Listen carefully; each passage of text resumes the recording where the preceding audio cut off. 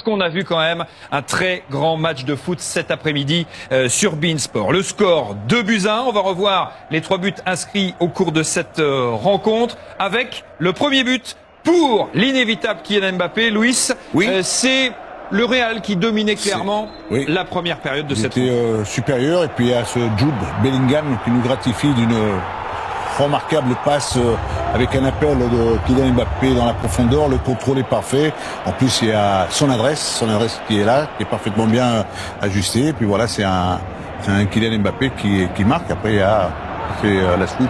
Oui, l'égalisation de Fermín Lopez. Louisa, très peu de ballons, très peu de situations pour les Catalans, mais ils ont bien profité des miettes qu'ils ont eues en première période. Oui, en panne d'idées offensivement aujourd'hui les Catalans, mais sur cette situation, il y a eu un bon pressing dans le dernier tiers de Pedri pour récupérer ce ballon avec la finition une fois de plus de Firmino. Le 3e but de la rencontre, le 2e pour le Real sur ce centre de Vinicius. C'est Bellingham qui se trouve à l'endroit où il faut être solide. Oui, parce qu'on a l'habitude la première année de Bellingham au Real de se trouver toujours là, pour le ballon qui vient de lui. Toute l'équipe de Barça qui suit le ballon, lui, très bien placé, tranquille.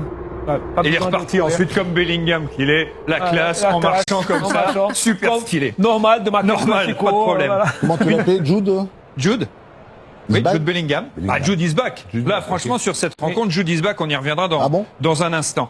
Juste cette occasion, ou plutôt cette situation qui aurait pu donner lieu à un penalty.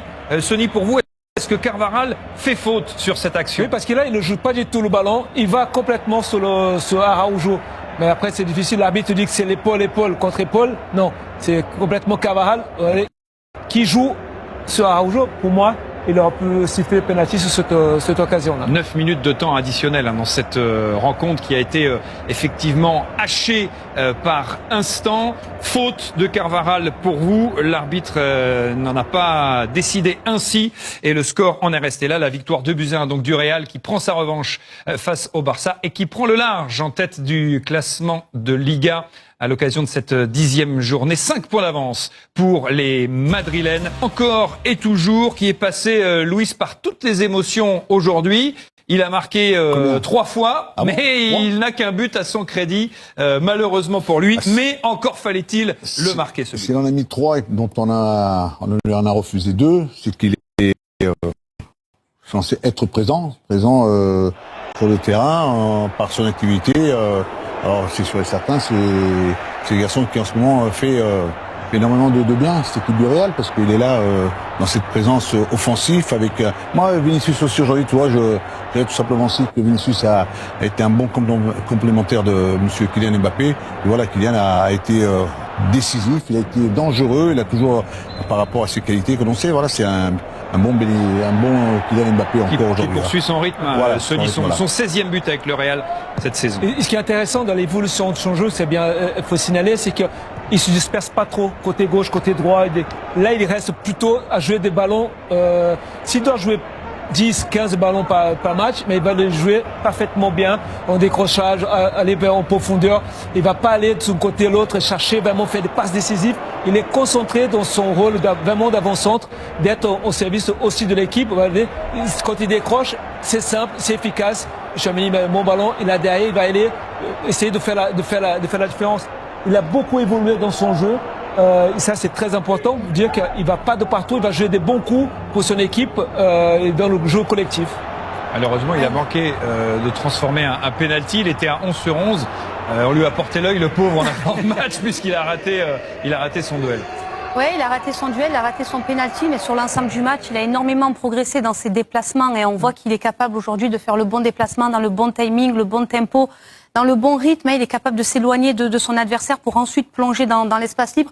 Mais là où il a aussi énormément progressé, c'est dans la connexion avec les autres, dans son jeu en déviation, dans son jeu de haut but, dans sa qualité technique, dans son jeu justement en déviation pour faire jouer aussi les autres. Après, malheureusement, on ne peut pas tout réussir et aujourd'hui, il a raté sur cet exercice qui, pour l'instant, lui souriait bien. On va plus remettre en question son positionnement. C'est terminé. C'est terminé. On va arrêter. Et lui dire voilà, tu joues là, tu bouges pas, tu fais ce que tu as à faire, tu décroches si tu veux, tu la demandes si tu veux, tu vas dans la profondeur si tu en as envie, tu fais ce que tu as à faire parce que tu fais remarquablement bien.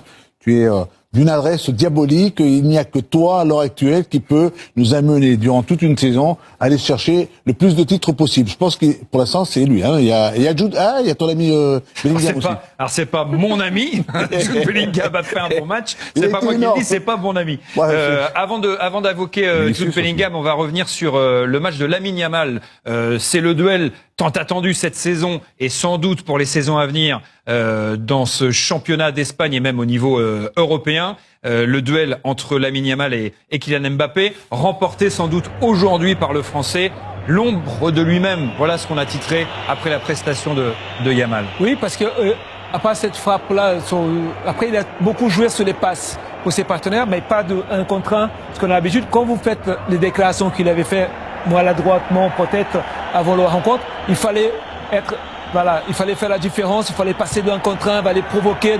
Il manquait de puissance, il manquait de vitesse vraiment dans son jeu. Il a beaucoup joué sur les passes.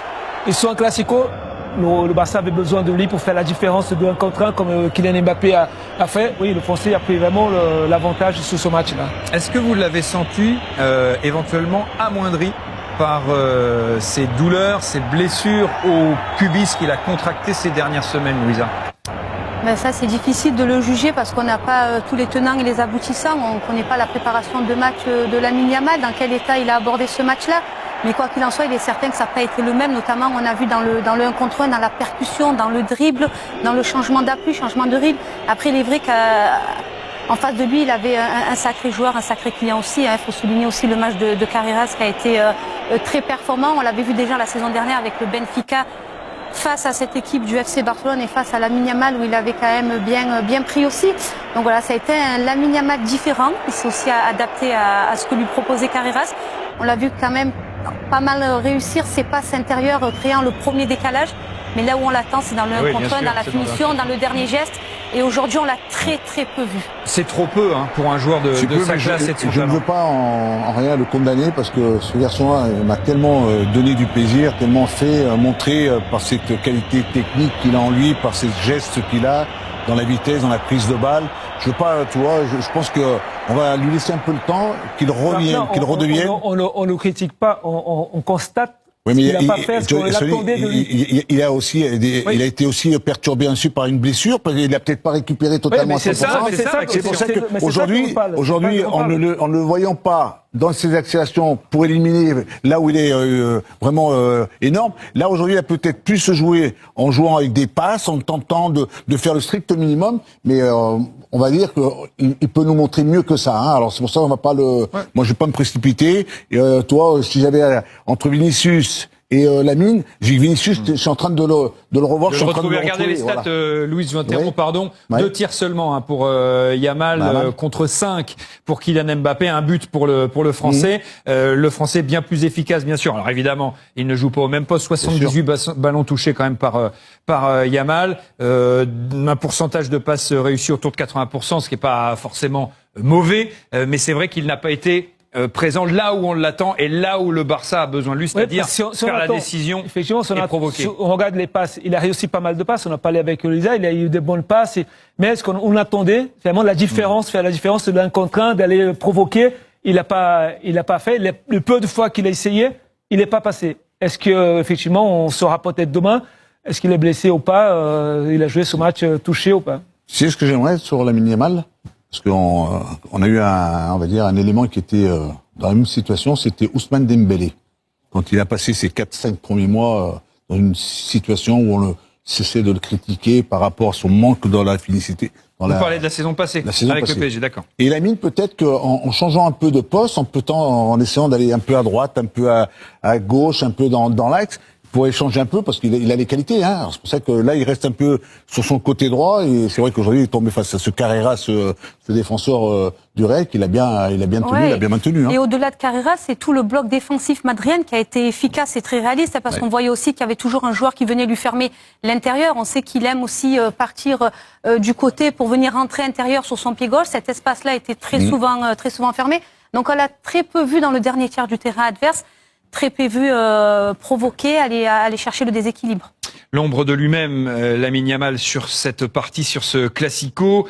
Jude Bellingham, lui, a été bien présent. Il est revenu au jeu, il est revenu très fort. Il a marqué, il a été présent. Et c'est une courbe ascendante pour l'Anglais, qui a été bon cette semaine, on le disait en avant-match en Ligue des Champions, qui a marqué, qui marque de nouveau ce soir et qui, en plus, est passeur décisif sur le but de Kylian Mbappé.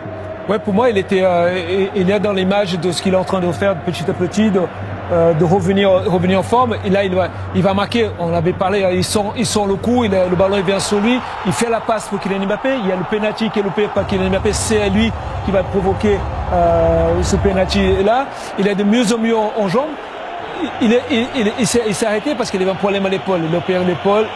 Il s'est mis un problème à l'épaule. Du coup, physiquement, il est bien. Il manquait juste le rythme de match. Et là, il est en train de le faire. Il est en train d'enchaîner les matchs. Il va être de mieux en mieux. Il a commencé comme un peu sur le couloir côté gauche. Et après, je pense que côté droit. Et ensuite, il y a eu, je pense que Xavi a dû s'en apercevoir en remettant peut-être Camavinga sur ce côté droit et puis notre Eduardo Camavinga aussi, on peut dire qu'il a réalisé une grosse performance. Mais Jude est en train de retrouver un niveau, une qualité, une présence, une activité dans laquelle on a eu déjà là dans cette surface de réparation quand il était il y a 2 ans. Ce joueur qui sentait les bons coups, qui sentait par un placement idéal d'être dans la surface de réparation, soit de la tête, soit du pied, et puis aussi la passe décisive, parce que la passe qu'il donne à elle est absolument magnifique, on vient de la revoir, c'est un bijou, c'est une merveille. On avait un Kroos et il y avait un Modric du côté du Real de Madrid. Ouais. Je pense que c'est l'homme qui peut éventuellement remplacer ces 2 éléments qui sont partis du Real de Madrid. Mais justement, aujourd'hui, je trouve qu'il a permis au Real Madrid d'avoir un milieu de terrain plus densifié. Parce que sur les matchs précédents, on voyait un Tchouaméni un peu abandonné dans ce rôle de relanceur, de premier relayeur. Ils étaient un peu trop hauts avec Arda Güler. Et justement, le fait qu'ils aient joué à deux pivots au milieu, aux côtés de Tchouaméni, je trouve qu'ils ont bien densifié cet espace-là avec Camavinga. Donc, ils ont aussi empêché à cette équipe barcelonaise d'évoluer dans ce qu'ils préfèrent, dans ce jeu combiné intérieur. Donc, il a été aussi très actif à la récupération. Et après, on sait qu'il a énormément de qualité pour offrir les dernières